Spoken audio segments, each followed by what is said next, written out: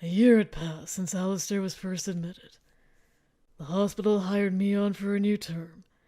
Starting in April, I was officially stationed in the psychiatry clinic. That being said, I was still just a senior resident, so I was by no means a full-fledged doctor. In all his appointments so far, Snow White's the only one who has yet to show himself. Not to suggest I don't believe you or anything, of course. Right.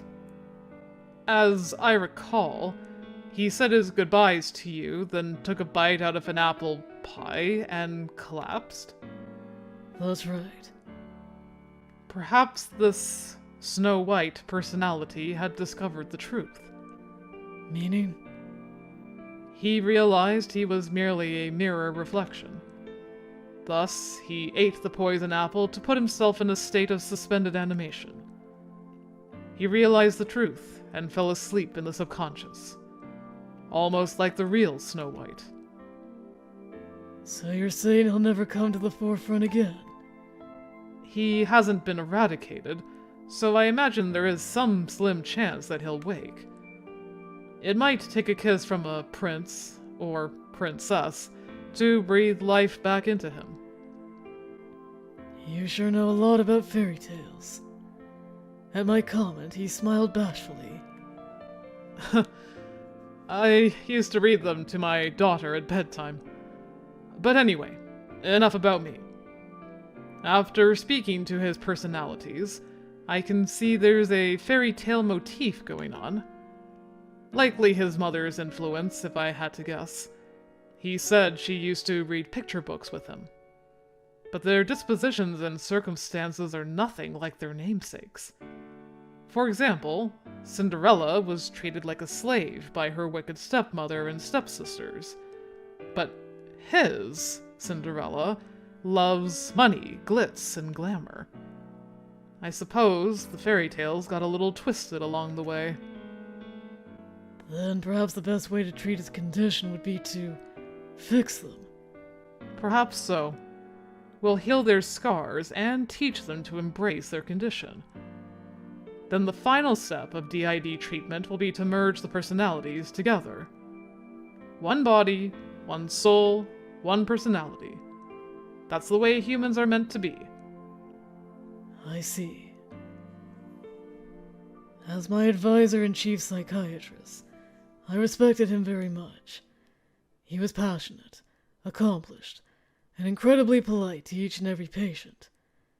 I was but one of the many he'd helped. Because of that, I swallowed my uncertainty instead of giving voice to it. Looks like brother and sister were of one mind regarding this. But what if I don't want them to merge? However, I still had yet to learn just how taxing this job, which involved interacting with people on a daily basis, could be. What's wrong? Today, one of my patients killed himself. What? I just heard the news. He died of a drug overdose. He was a young DID patient, just like Alistair. Oof. This was his third drug overdose. Obviously, the last 2 times it happened, I told him never to do it again, but his central personality refused to listen. Instead, he turned hostile with me and got violent. We spent the past 8 months treating him, but his personalities never went away. I had heard that a lot of psych patients failed to respond to treatment and chose suicide instead. But now that it had happened to a young kid so close to home, I was deeply shaken. How many months has Alistair been with us? 12. Thus far, his existing personalities have been switching less often than before, and he shows no signs of creating a new one. Nevertheless, those personalities still exist. I can't afford to let the same thing happen to him too. From then on, my advisor's attitude began to shift. Interesting. So that's why he went like so ham. He lost somebody. Surely that can't have been the first person that he lost, though. I mean, if so, incredible.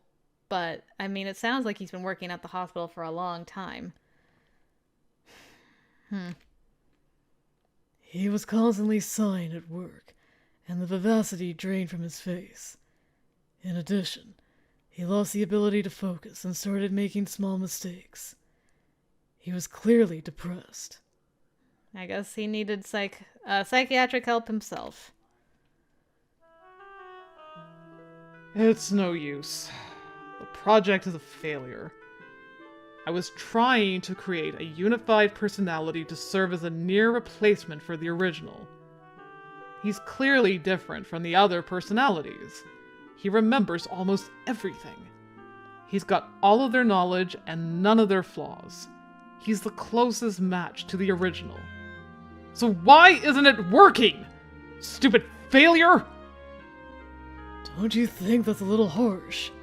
Oh, he can't hear me anyway. He has no emotions. He's completely numb. He hissed down at the comatose Alistair. This concludes today's treatment. But I have many other patients who need my help. I can't afford to spend all my time dealing with him. what's your plan for him going forward? Which one do you mean? The real him, or the empty husk lying here? Both. The problem will solve itself. As he grows weaker, he'll stop showing himself, and then he'll be absorbed into one of the other personalities. As for the boy himself, hate to say it, but I think it's best we give up on unifying his personalities. The burden on him would be too large. I've done all I can, but he's just not suited for the role. His cold-hearted indifference pissed me off. I was used to him snapping at me, but at a patient. Unacceptable. God damn it! Venting, are we? I'm sorry you had to hear that. I didn't think anyone else was here. Relax, it's fine. So, what happened? Oh, I know. Did your advisor yell at you? It's nothing. I tried to lie, but a veteran nurse like her saw right through me. Times like these, you won't find the answer by beating yourself up. Seeing as fate brought us together, you may as well vent at me. I promise it'll be our little secret. It's just... lately, I've started to question my advisor's policies. It feels like his attitude toward his patients is getting more and more overbearing. Ah, I see. So that's what pissed you off. I'm still really new to this, and I have no right to critique someone who's far more skilled than me. But I think he's headed in the wrong direction. Then maybe you should tell him that. But of course, it's never that simple. I get that. You work in the psychiatric clinic, right? Right. Then I'll bet your advisor himself knows it's wrong. But sometimes our hearts just don't want to accept it deep down. Everyone struggles with that, you know. So, you're saying he might be struggling harder than I thought? Maybe. But hey, I'm not a doctor. Call me a silly old hag if you want. Just hang in there, Doc. She clapped me hard on the back as she spoke. Yes, ma'am. Now I've regretted getting pissed off at my advisor. Working in the psychiatry field, our goal was to heal people's minds. But I had somehow forgotten that my advisor was only human. And it was my advisor who put the pieces together long before I ever did.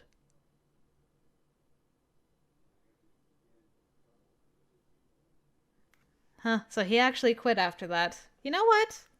respect. I wish he had done it before adding more trauma to Alistair, but at least he realized that he hecked up.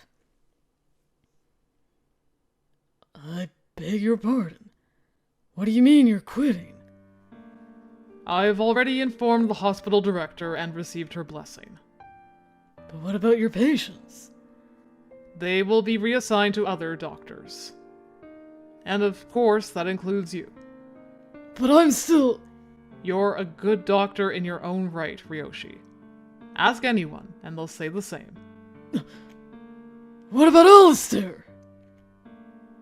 What's gonna happen to him? He trusted you! I can't help him. That's not true! My heart just can't take it anymore. Turns out, I wore myself too thin. Much as I hate to admit it, talking to my patients had become a chore.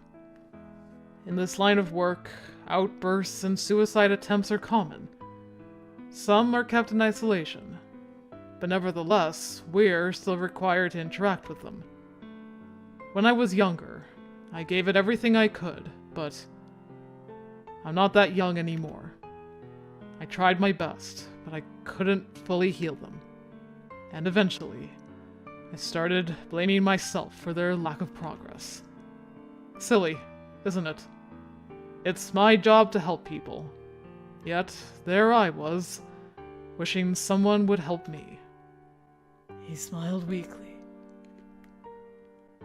So I need to take a break. When I told my wife, I was prepared for her to ask for a divorce. But fortunately, she agreed that it was for the best. It was then that something occurred to me. A thought I've had here and there over the years. Perhaps what truly heals people is unconditional love. Love that accepts people as they are and expects nothing in return. Like God's love. Alright, so we can blame the psychiatrist for bringing Eureka into the picture. Nice. Unconditional love. What came to mind was the Holy Mother. You've got it rough, huh? I can't believe your advisor up and quit. He was such a good doctor, too. I agree. Makes me wonder how this could have happened. Happens all the time in this line of work. 1 minute you're treating your patients, and the next thing you know, you need treatment yourself.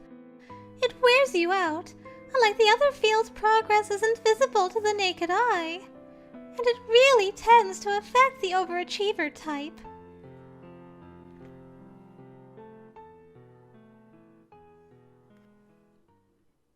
Two years had passed since Alistair began treatment.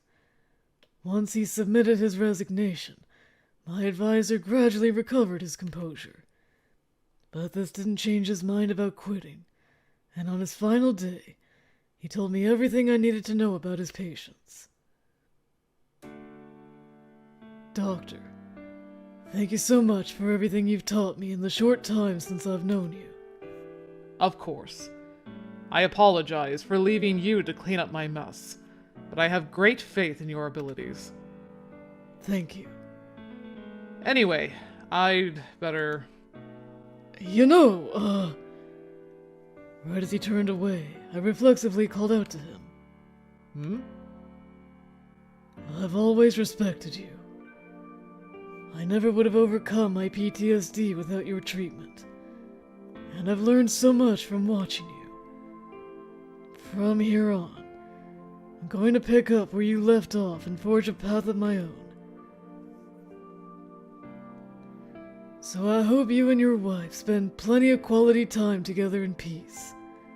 And if you ever want to come back, by all means please do. I'll be waiting. With that, I bowed deeply. There was a long silence, and then he exhaled. You're truly too kind. I just know you'll make a great hunter. It's in your name, after all.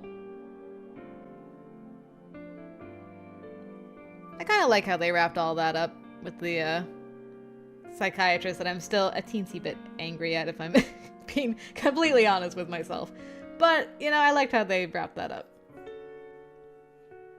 The next day, I had my first official appointment with Alistair. I'm Ryoushi Arasa. Starting today, I'll be your new primary physician. Arasa? His stable environment had led to a reduction in personality switching, but now that he had a new doctor, all that progress was reset. Wow. Just like that. Betrayed by someone he thought he could trust, his emotions had been destabilized once more.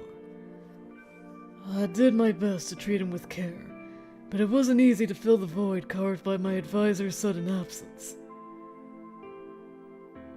Dr. Ryoushi? Why did the other doctor abandon me? Not just him, either. My dad, my mom, everyone in my life. They all left. Is it because I'm crazy? Alistair, just because those people left you, that doesn't mean it's your fault. Relax. I won't give up on you. You'll forgive him if he doesn't trust you, considering the track record. I wanted to do whatever I could to help Alistair. If necessary, I would share everything in my possession. Even my family. Nice new outfit. Fan. Big fan. Ryoshi's father. Long time no see. Have you gotten taller? Yes, Dad. Long time no see. One snow-white winter day, Did you do that on purpose, Ryoshi? I visited my parents for the first time in years. Thank you for taking time out of your busy schedule for me. Nah, it's fine. We're family, after all. No need to make a big deal of it. Right. I hadn't seen his face in ages, and he still seems so far beyond anything I could possibly attain. So, what did you want to talk to me about? Dad, I have a big favor to ask. A favor? Now that's unusual. First, take a look at this photo. I pulled a picture of Alistair from my notepad and showed it to him. It's him. My father furrowed his brow. Something wrong? No, it's nothing. So, how is he involved in this? Dad, you can't just say it's him like you've been looking for somebody for a long time and then you're like, no, nothing. Sus of Dad. His name is Alistair, and he's a patient of mine. As you can see, he's mixed race. Alistair? I'll cut to the chase. I want you to adopt him into our family. Adopt him? Well, first, I'd like to hear the reasoning behind this. Though my proposal was sudden, my father remained open-minded. I couldn't afford to let my emotions get the better of me, lest it ruin everything. Suppressing my anxiety, I calmly explained the situation. He's currently struggling with dissociative identity disorder. After his mother died of illness when he was 12, he was shuttled from relative to relative, then ultimately sent into foster care. No matter where he went, he couldn't fit in, and gradually turned to self-harm and substance abuse. Then his caseworker brought him to my clinic for a psych eval. From there, his psychiatrist had him admitted, and he spent the past 2 years with us. But now his doctor's resigned from his post. So they put you in charge of him? Yes. His conditions improved compared to 2 years ago, but he was deeply wounded by his doctor's resignation. I've considered the options, and I've decided what he needs is social stability. He needs a normal life with a normal home, like a normal kid. Of course, I'm sure it won't be as easy as I make it sound. Due to repeated instances of malnutrition, his growth has been stunted. Naturally, he has big gaps in his schooling too, so his grades have suffered. How old is he? 17. The same age as Eureka, then. My father murmured quietly. After my mother and sister left the country, I had no idea how often my father kept in touch with them. But I was surprised to hear that he remembered Eureka's age. You said his name's Alistair. Yes. I suspect he's the son of an old friend of mine. What? This was so unexpected, my mind drew a blank. I notice you never mentioned the boy's father. Where is he? Oh. As far as I know, he went missing when Alistair was 10. I see. I was wondering why I lost contact with him. That's a shame. He fell into contemplation for a while, then slowly nodded. I think I get the picture. And your answer? Well, acquaintance or not, adoption is not a choice to make lightly.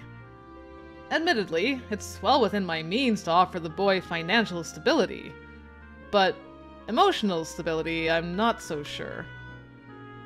I don't understand the first thing about my own children, much less someone else's. Well, at least Dad's cognizant of that much. Besides, why is it you're so hung up on this boy? Rookie though you may be, you are still a doctor. There are plenty of other patients that need your help. Yeah, but... What would the other patients think if they found out you showed favoritism to Alistair? Trust is essential in the psychiatric field. Is it truly the wisest move to put all your eggs in this basket?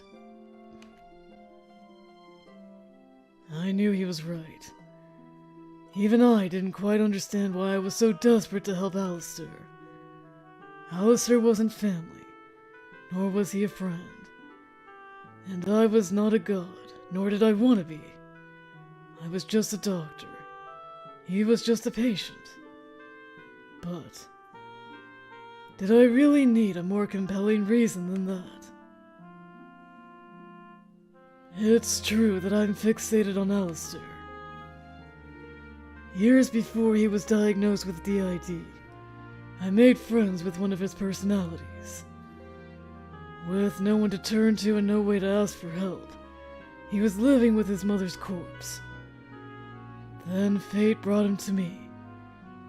He kept desperately sending me signals, but I never noticed. I failed to save him. So you want to atone, is that it? I can't deny it. But the fact of the matter is, Alistair's current environment is doing him no favors. He's lonely. He was abandoned by everyone he trusted, and he has no self-confidence. I considered becoming his guardian myself, of course, but I'm unmarried, and I've barely started my career. Besides, like you said, I have other patients to attend to. So I decided what Alistair needs is to live in a socially and financially stable household, full of people who understand his condition. I paused to let out a long breath. How many years had it been since the last time I tried to have a serious conversation with my father? I could scarcely breathe. Mind if I smoke? He pulled a cigarette from his chest pocket. Go for it. Here's an ashtray. I pulled out my lighter and portable ashtray for him. You smoke too? Yes, sir. Like father, like son. I know it's not good for me, but I can't help but crave it. After a single drag, he promptly crushed the cigarette in the ashtray. Ryoshi, I know your mother and I haven't been good parents to you. That's not... Sure, we may have enabled you to have an easier life than most, but we never supported you emotionally. Your mother and I have careers of our own, which means Alistair might go through exactly what you did. Damn. I was not expecting Dad to be so cognizant, calling himself out and apologizing, so you know what? Dad gets 2 cookies from me for that. Also being like, I mean, our track record's not great. I don't know why you would want us to take in a already emotionally damaged person when we've already emotionally damaged you guys. I don't know how you think this is going to turn out well, so please explain. As it turned out, Dad had realized that our family wasn't normal. And yet, he still didn't lift a finger to fix it. That is true. You know, you also make a good point there, Ryoshi. Well, I'm still proud to be your son. Are you? You two were strong enough to get by just fine without us. We took full advantage of that and neglected our parental duties. I won't ask you to forgive us for everything we've done, but I'm willing to do anything in my power to help you and your sister. You mean... Let's consult your mother and sister, and if Alistair agrees, then let's do it. Thank you so much. Damn. That might be the most, healthy family discussion that this family has ever had, is talking about taking an Alistair. I am blown away. With my father's blessing, I sent a letter to my mother and sister detailing the situation. Frankly, I wasn't expecting them to come around quickly, if at all.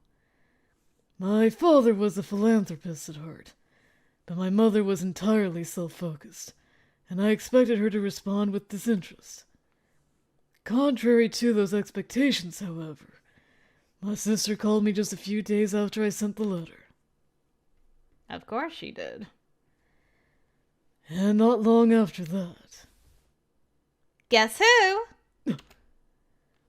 After I staggered home from work one day, someone clapped her hands over my eyes.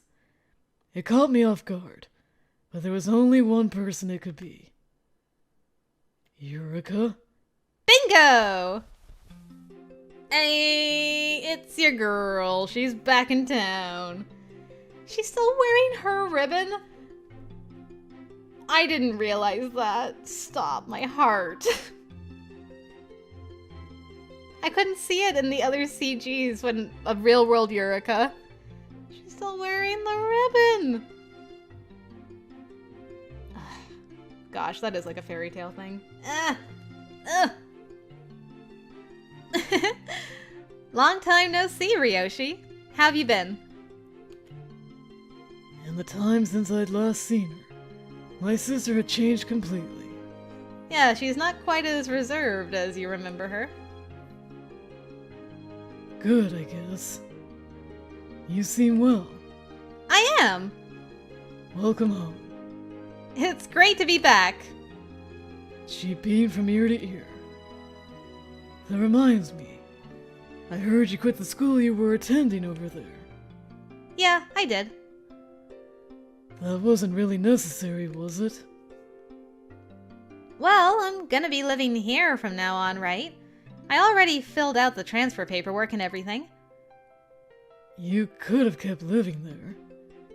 But we're getting a new family member. I don't want to be the only one left out.